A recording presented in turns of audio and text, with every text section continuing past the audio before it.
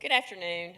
Thanks for being here. I know kind of the after lunch is kind of like, well, had so much information that people have shared over the last 2 days. But what I wanted to do was just kind of go through what SIMS is. And again, as Judge Sloan said, the sequential intercept model, or sequential intercept mapping as people call it, can actually be used not only in the criminal justice system, but also as part of your community prevention, your anti-drug coalitions, all kinds of different areas. So I'm just going to kind of go through, and this is very open active. I'm just going to kind of the 80,000 foot level talk to you about it.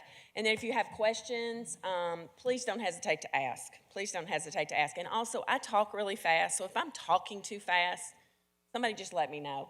Just let me know. That's all you have to do is say, slow it down. Okay. For today, I don't really have all the title of everything that Judge Sloan said. For today, I actually am just going to be a SIMS facilitator. That's kind of, I have to take my hat off with everything else that I do in order to be able to go out and work in a community and be able to help that community map what's going on in their criminal justice system and be able to come up with strategies and different priorities in their community that they want to work on, so they actually can integrate from, again, all the way from the community back through reentry. Okay, has anybody ever seen this funny looking thing before? 2 people? Taryn, 3, 4, 5, oh yeah, okay, about 6 people.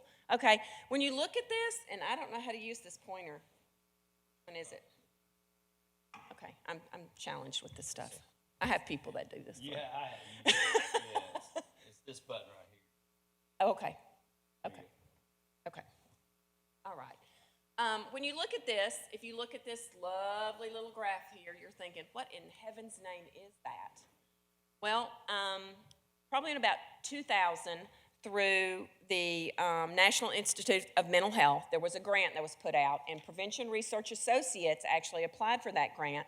And what they did was they came up with this intercept model in order to look at how individuals and communities move in and out of the criminal justice system.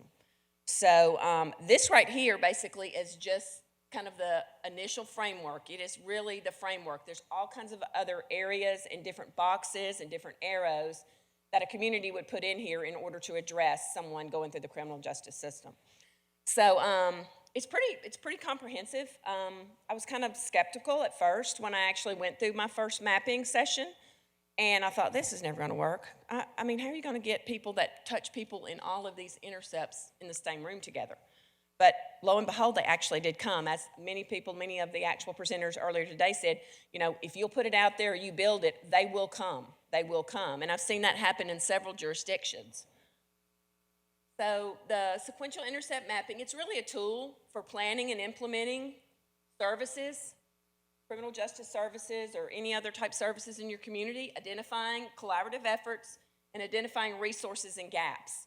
This last one, what did I just do? The resources and gaps. This right here, identifying resources and gaps, particularly in the criminal justice population, is really, really extremely important, because we have rural areas, then we have urban, suburban areas, and everybody's service delivery system looks different.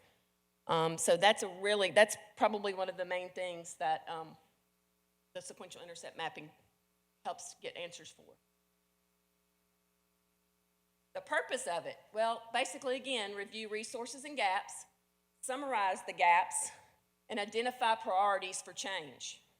I think whether you're talking prevention, early intervention, treatment, recovery, any type of community type stuff you want to do, this identify priorities for change, that's a key to this. Identify the priorities for change, because change is one of those things that many people in communities can get behind. We always think that the communities where we live are the best communities, and they are. They are. We always think we have the best court system, we have the best jail, you know, we have the best anti-drug coalitions, we have the best colleges, we have the best schools. Yeah, okay, we might, but there's always room for change, always room for new interventions and things that are actually cutting edge, again, outside the box. Okay, this right here, this book over here, if you're like me and you like criminal justice stuff, this is a great book. This is a great book that's put together, the Sequential Intercept Model in Criminal Justice. It actually has different stories of how different counties or different municipalities, and sometimes some different states and judicial districts, use the mapping in order to look at their system and make changes. So if you like that kind of stuff, like me, I'm kind of a nerd and like that kind of stuff. It's really good book to look at. We know that people move through the criminal justice system in predictable ways. They do. Most everybody else, what's the first way they get in the criminal justice system? They commit a crime. Don't they? Yeah. Yeah, that's true. But then if they do commit a crime or allegedly commit a crime, they probably have had some type of interaction with law enforcement. So once after the law enforcement may get a citation, may have to go to jail, and so on and so on and so on. So the ways that they come into the system are pretty predictable based on the way that your criminal justice system is built. And again, the state of Tennessee has a particular way that their criminal justice system is built. Other states have different ways that their criminal justice system is built. So you really have to kind of look at what your system looks like and how people come into the system.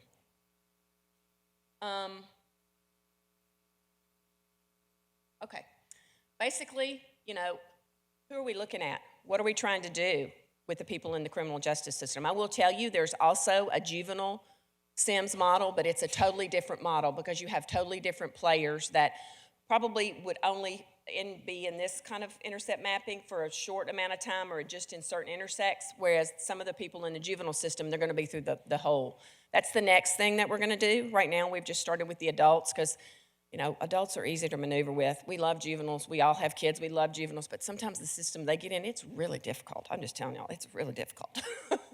We're looking at men and women with serious, persistent mental illness, substance use disorders, co-occurring disorders. They're involved in the criminal justice system, or it's really important, or they're at risk of being involved in the criminal justice system.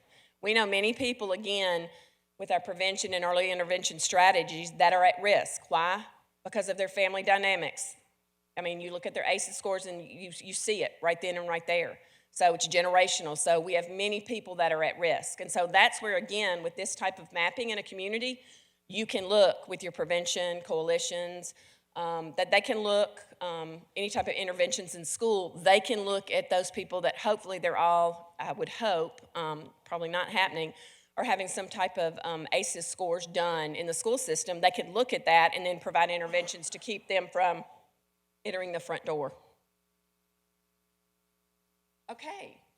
Really, also the SIMS is about improving integrated service delivery by promoting collaboration.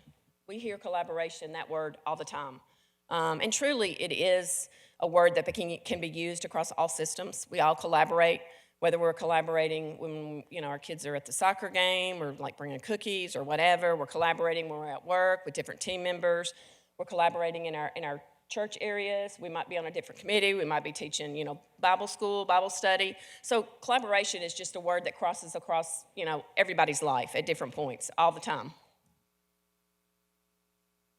The benefit of effective collaboration, community collaboration plus service integration is equal to service retention, keeping people in services for longer, stability in the community, and in my world with the criminal justice population and many of the judges and PDs, public defenders, law enforcement, public safety.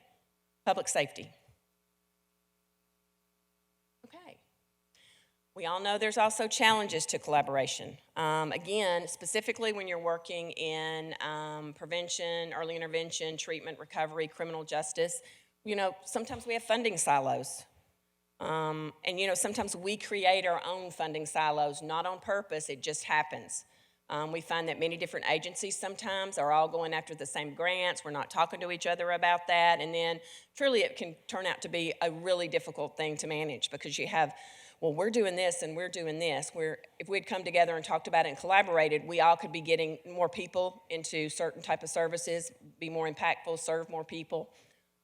Limited resources, and they're going to sometimes create these competitive and or what they consider protective environments. Not in my backyard, get out of my turf, that's what I do, don't you do what I do, I'm the best at it, all that kind of stuff.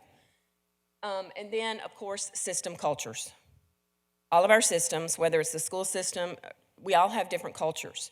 Even though those cultures basically cross, many times how we're working and collaborating can end up making things difficult. It actually puts up more barriers than what we're intended for it to do. Okay, this is where I kind of get in the meat and potatoes. And I'm one of these people that I like to stand out in the audience. I can't. Well, I can talk. Can y'all hear me if I talk really loud? I can break this. Let's see if I can break it.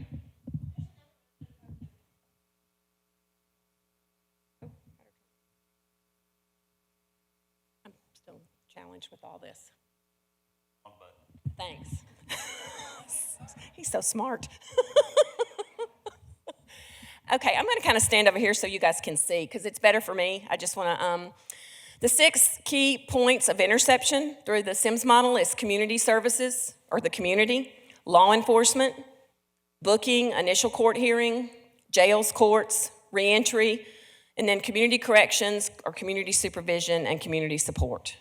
So that's kind of how this was put together by PRA.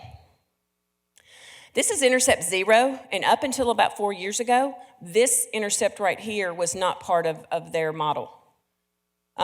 We've had so much go on as far as prevention, early intervention, that they said, wait a minute, we're forgetting a whole group of people. So with this right here, Intercept Zero, with the community, basically it's all the things you can do to keep that person from ever getting into the criminal justice system. Or if they're in it a little bit, all the things you can do to keep them from going deeper into the system. And really with Intercept Zero, family members, and I'm just gonna kind of pretend, we're gonna kind of walk somebody through an intercept. I'll walk myself through. I've done that lots of times. I've put myself in drug court when I had to practice with data and all kinds of stuff. But Ellen Abott basically is in a crisis. Basically, I'm suicidal. I've been taking opioids for 4 or 5 months. Had a bad family situation, this, that, and the other. So basically, Ellen's thinking, okay, I'm gonna end my life. Ellen's mom picks up the phone and calls a crisis line. Okay? So they basically do an assessment, phone assessment for Ellen, and determine that she probably needs to get to the crisis stabilization unit or whatever. Crisis services comes out, or they allow Ellen's mother to take her to the crisis stabilization unit. Ellen gets stabilized as the crisis unit. Again, what happened is 911 was called. 911 and the crisis lines in most areas, now I say most, not all, is integrated together. Many times 911 is part of the crisis line, so they can actually get law enforcement or whoever they need to out there to intercept a crisis. We do have some rural communities that does not happen. But again, looking at that, if you happen to live in a rural community where 911 in crisis is not in contact, guess what? That's a gap in your service. So when you go through the mapping thing, I call it a thing, when you go through the mapping exercise, that would be something that we would put down as a gap in your community if we came and did this here. So basically law enforcement might have to come if someone's in crisis and someone is really a danger to themselves or others. Many times that's when law enforcement's gonna have to come. So just, again, I'm just trying to kind of give you an idea of the different intercepts and what can happen. But also at the community intercept, a peer could come. If you have really good peers or lifeliners in your community, basically if law enforcement actually has some type of program where they ride along with law enforcement, and I will say that we've started a couple of those programs here in Tennessee. We have some care response teams, and here in Knoxville, we did a early diversion program where we actually put criminal justice liaisons in the car with CIT officers, and they actually did ride-alongs at different times of the night. And actually meet people where they were in the community to divert them from never having to even go in. And one of those that we did was actually a peer. She was actually a graduate of the Knox County Recovery Court, started working at Helen Ross McNabb, and then she actually they started allowing her to do the ride-alongs with the CIT officers. So again, this type of mapping, looking at your whole system, that's when things like that can happen.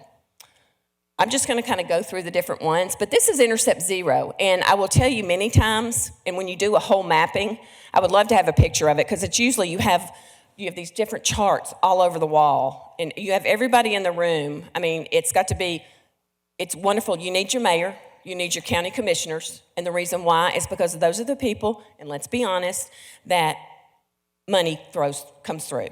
Your county commission votes on lots of stuff, how the budget in your county's run. The mayor isn't, basically tasked with making sure that budget is done properly. Public defender, district attorney, judges,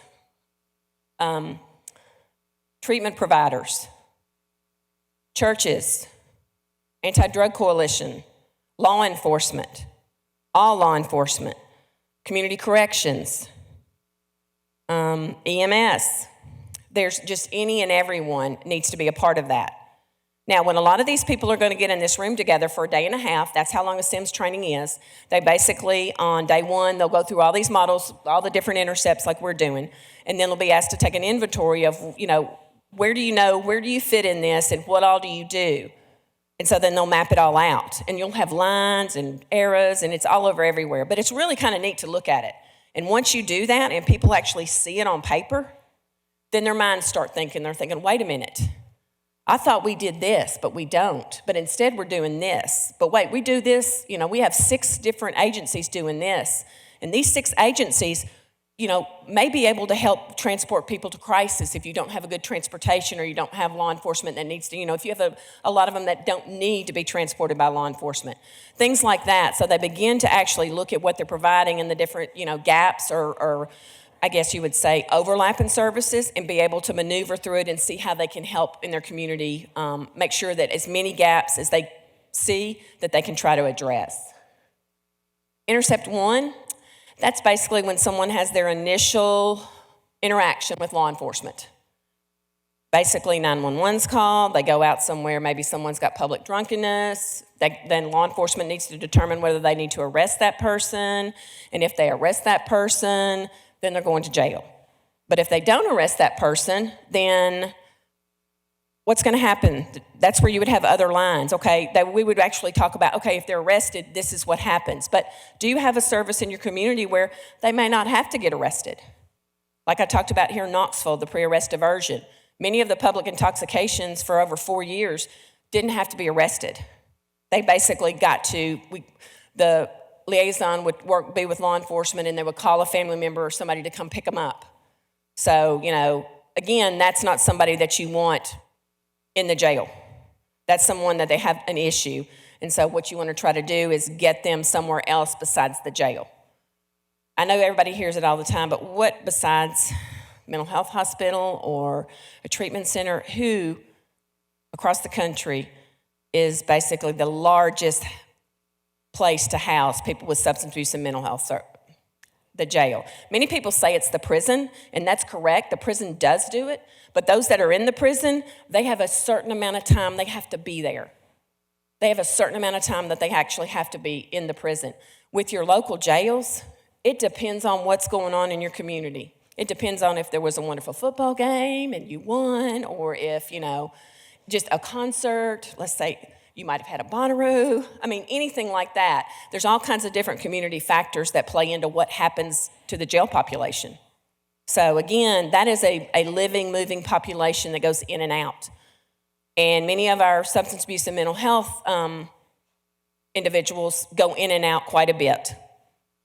And the term that a lot of our jails use is what they call frequent flyers. So, and that's not really where they need to be.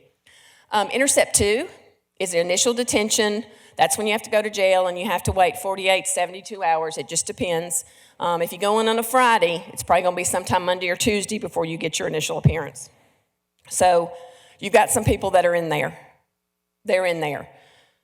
Majority of the people, if they have substance use, mental health disorders, if they've got a mental health diagnosis and they go into the jail, jails they're wonderful people. A lot of people give them a bad rap. They do the best they can with what they've got. They were never intended to have to be mental health and substance abuse providers, and that's what they are. So during the initial detention or before their first court appearance, what happens to that person? That's where you talk about in your local jail. Okay, what happens? What happens to them? Do they just sit there? Do they get to make that first phone call? Of course, many of them sometimes can bond out. There's many of them that can't bond out. So, what if someone is a really, really, really, really bad opioid addict and they go in? They're going to be really sick, just like everyone said, for all that time. Again, that's where you look at this intercept. Okay, what are we doing? Is what we're doing working? And if not, what are some different interventions we might be able to look at? That part would come in when you start prioritizing and look at your gaps of service, and then you want to do an action plan. Is this making sense? Y'all probably already all know this. It's just fascinating to me. I'm one of those people that love stuff like this. And I love to go to communities, but when I go, I have to take off my state hat because I know a whole lot more about communities than I'm supposed to know and what's going on, so I have to pull back. They do allow me sometimes to say, okay, Ellen, you can give them a little nudge. Not everybody knows what's going on in their community. I can give them a little nudge, but I can't take over and map it for them. Although I'd love to do that, but I can't do that. Jails and courts, again, this is where this is our specialty courts, all of our different specialty courts. And here in the state of Tennessee, we have just about every kind there is. We have drug courts, veterans courts, mental health courts, safe baby courts, family court, human trafficking court. We had some bills last year that came in that some people wanted to put in some plumber courts. I kid you not. We had a bill go through the legislature. They wanted a plumber court. I promise. Came across my desk, and I was like, really? But again, and this is where basically that specialty courts, that's something that helps divert them out. But there's going to be some people, based on their crime, that's going to have to serve a certain amount of time in jail. Do they just sit there? Do they get anything, specifically if they have substance use disorders?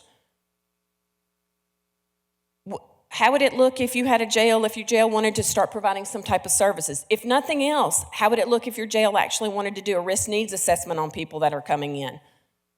I know they always do their intake and their medical, but what if they later on did their risk needs assessment? What if they actually gave them a screening, a mental health substance abuse screening beyond what they get with their medical provider? So then they could kind of start with an array of services, number one, that might be able to start in the jail.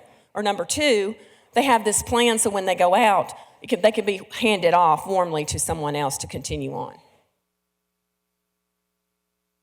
Intercept 4 is reentry. We talk about prison reentry and jail reentry. This is the intercept where all the people that have to serve a certain sentence. And again, when I'm talking about this whole intercept, this is for the individuals in the criminal justice system that have substance use and mental health issues. We've got some people in the criminal justice system that are they're just criminals. There are some of those people. Now, if we were really, forward thinking and really outside the box, I would assume that a lot of those had major trauma in their life, their ACEs score would be off the roof. So that's something else to talk about. We want to address the substance use and mental health population because we actually have services and stuff and those with trauma that we can try to help them reintegrate with. But there's other people that may have been in that for so long that they're not ready to even talk about it. So do we put them, no programming and then just send them out on their merry way to be on supervision? Not sure that we're helping them. Again, it's all about in the prison system rehabilitation, but I'm not sure if we don't provide something to them that they're actually going to get any rehabilitation. So jail reentry, many times jail reentry is anybody that has to serve a portion of a sentence, maybe 1129. In many jails, not all of them, anybody that's in TDOC that actually is a TDOC prisoner that serves less than 4 years, majority of their time, their sentence is served at the county jail. County jails get paid a per diem to hold those prisoners, which is good for the county jail. I'm not saying that. If I was them, I would hold them too, because that's the way to get money and get some of the stuff done you want to do. I'm all for that. I understand. But again, so many of our jails have those that go in and out pretty quickly, and then they have a whole population that might be in there up to 4 years. Now, what does that look like? What does that look like? Your sheriff could tell you what that looks like. The jail administrator can tell you what that looks like. And Intercept 5 is basically when someone is paroled from prison, put on probation. That's whether it's for, that could be their county probation, it could be community corrections, it could be state probation, it could be state parole. That's when basically they have served X amount of sentence, served a bunch of time, and then when they come back out, what happens? What services do agencies in the community have to address this population? And in this one right here, I will tell you in this right here, This is where you have a bunch of technical violators.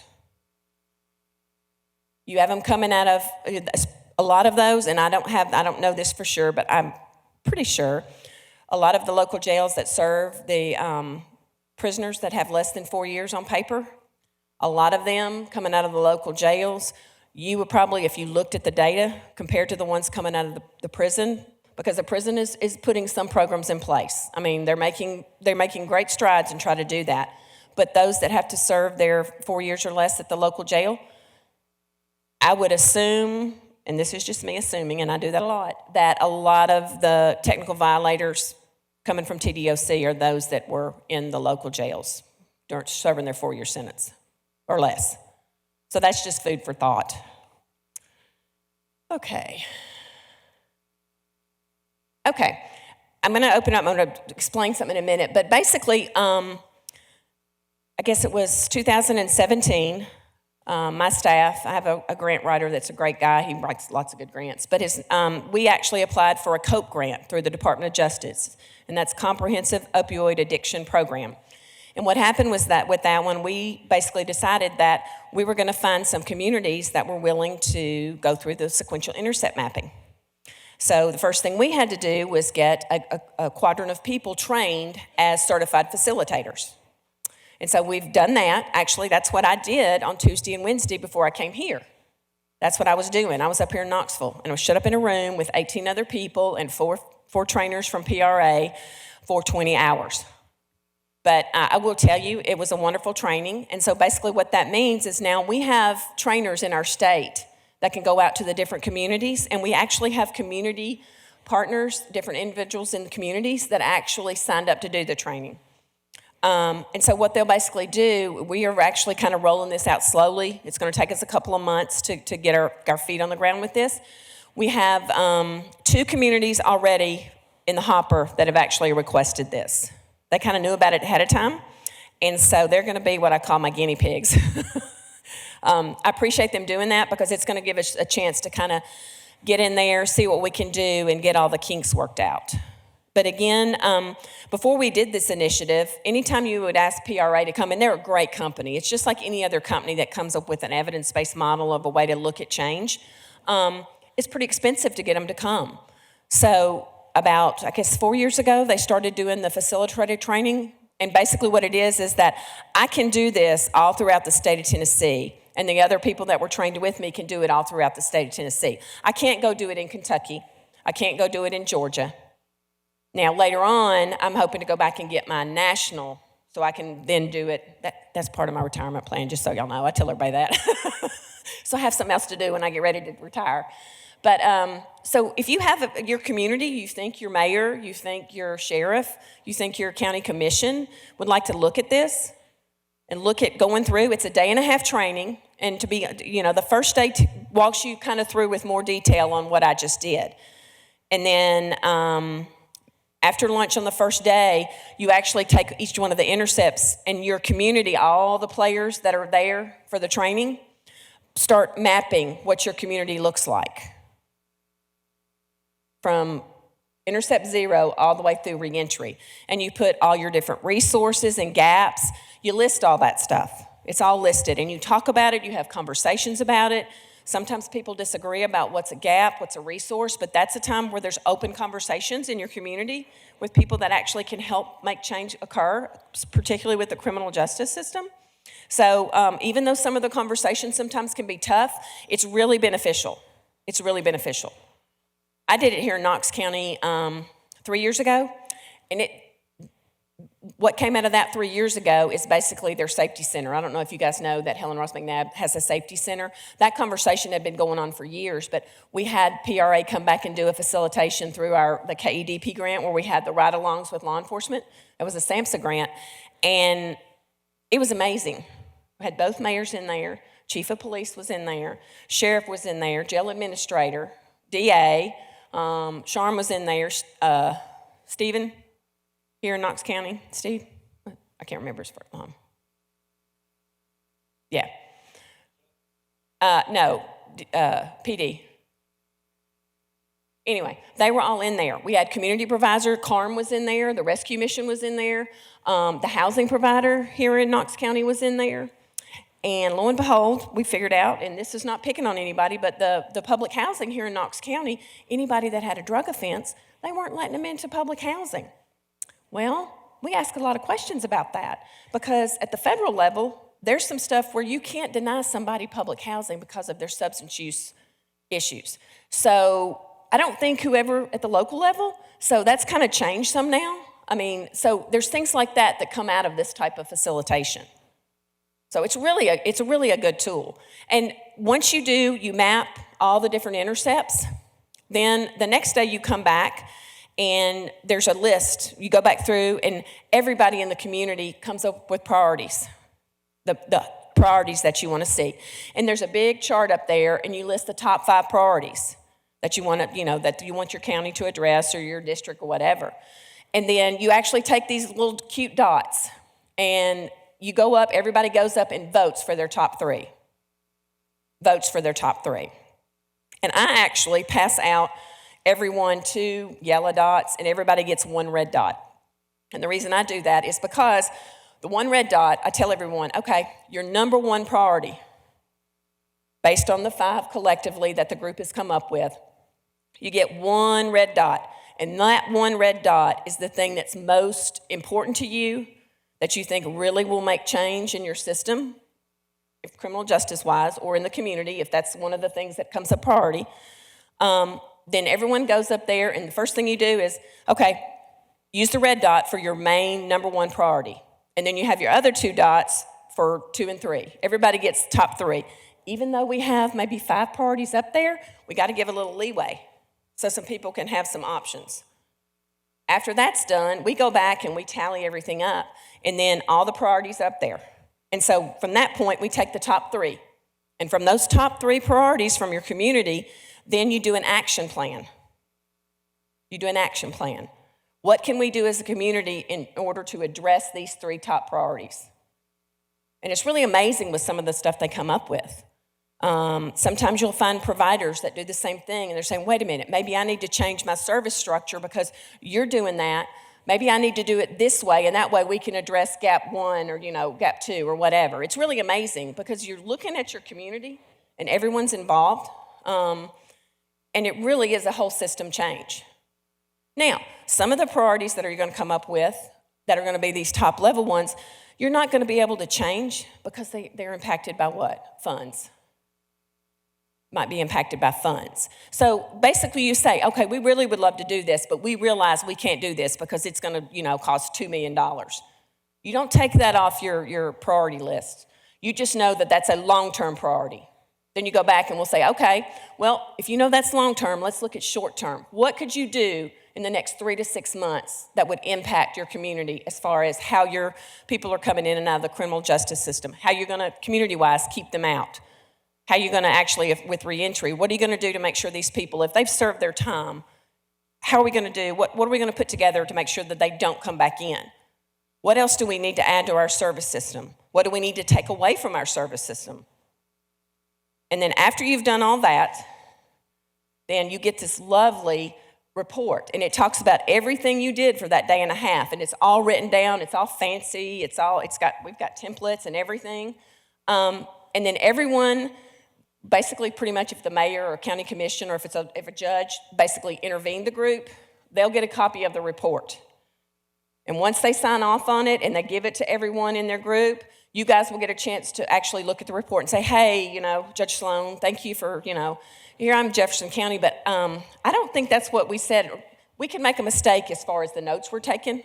We have somebody that comes with us that's a scribe, and we try not to make mistakes, but people are human. Sometimes they can't spell very well. That happens. But then that report is given back to you and your community, and you can use it as a document. Number 1, if you had to go before your county commission to ask for more money for some of these actual action items, you could use it for that. Number 2, you can put it out there in the community. You can go with the mayor to Rotary clubs or whatever you need to do. So you basically have done a systems change mapping for your community. And I will tell you that many communities do it the first time. Some just blow it out of the water and get all kinds of stuff done. Other communities, it takes longer because, again, the players in your community change. You don't always have the same mayor. You don't always have the same DA. You don't always have the same judge. You don't always have the same county commission. You don't always have the service provider delivery system. So you might have a hospital that's closed down. I mean, there's all kinds of different things that can happen. So does that make sense? I will tell you that we applied for a second round of COPE funding, $6.5 million. Y'all keep your fingers crossed that we got it. Because if we did, we're actually going to do another facilitator training with that second pot of money. And then one of the things I didn't say, and I guess I can say it, but what we've done, because we really want to, get people to look at your community and the system and figure out what everything needs to be done. Because what you do at your community level, with us helping to facilitate some of your SIMS trainings, at the state level, we look at community initiatives. And enough communities have the same priority for something, that's something that the governor's office can look at and say, hey, we've done 8 SIMS trainings, and all 8 communities say they need more, MAT services. They need more access to MAT for jail inmates or whatever. I'm just making something up. So then the governor's office, policy and planning people can look at that and say, well, you know what? That may be something that we might want to put some funding behind. So it really can be used, number one, as a change agent in a community, but number two, also as a resource document to help you move whatever your initiatives are forward. Because many times, rural communities all have the same thing going on. And if you have 35 communities that need more access to transportation, whether that means, you have a pot of money, you can pay cab drivers to drive people wherever they need to go or whatever, start your own little internal county van system or something. If you have that many counties that want to do it and it all shows up on their priority list, I can't imagine that, state government wouldn't look at that as something that needs to be addressed. That makes sense? Okay. I'm done. I'm pretty quick. So does anybody have any questions or I will tell you that with the COPE funding round 1, the actual counties that we're using, we are actually, once they do their action plan and they pick their top 3 priorities, we actually have a pot of money that we're going to be able to give them to implement a portion of their action plans. With the second COPE grant, and now y'all need to cross your fingers because it comes out sometime next month if we got it or not, we are doing the exact same thing. Now, we're actually looking at counties that have a high overdose rates with these grants, but that doesn't mean that we can't address the others too. Again, we wrote it as we have an opioid-driven addiction crisis, so we wrote it so we could maneuver and do other things as well. We did not tie ourselves into just only counties with high overdose rates, but overdose addiction-driven. Questions? Yes? No, ma'am. It is free. It's free. Well, I might get in trouble with my boss because I might have to, get a new job, but... Anybody else? Yeah, we do have to be on a schedule. And I will tell you that it takes a while to get all the players together because you got to have a day and a half. You can't do it any quicker than a day and a half. It takes that long for you to even get everyone engaged and get everybody really looking at all the stuff through the intercepts. So it is a day and a half of somebody's life. A mayor, county commissioner, that might be difficult, again.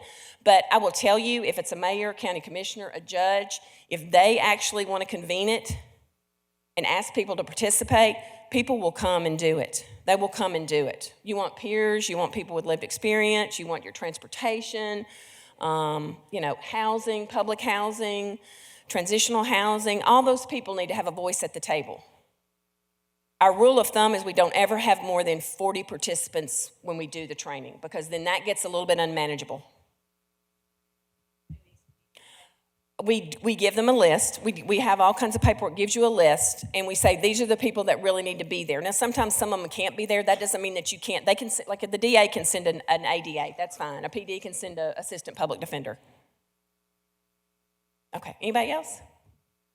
Anybody else have a question? Did I make sense? Do you use that Okay, good, because sometimes I don't make sense. Oh, you make sense. Yeah, lots of sense.